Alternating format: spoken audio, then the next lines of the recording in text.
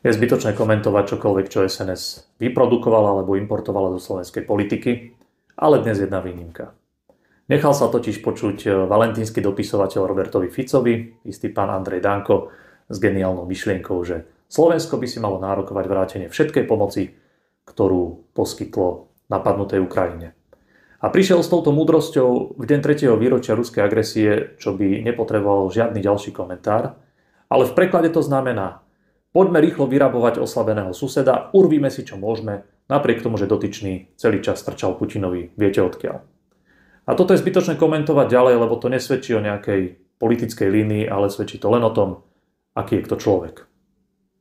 A ja pre pána Danka mám veľmi slušne jeden návrh. Pán Danko, čo keby ste najprv navrhli náhradu všetkých škôd, ktoré ste spôsobili vy, Fico a celá tá vaša banda, ktorá sedí pri moci, a potom sa môžeme rozprávať o tom, aké streštené nápady by ste mohli navrhovať.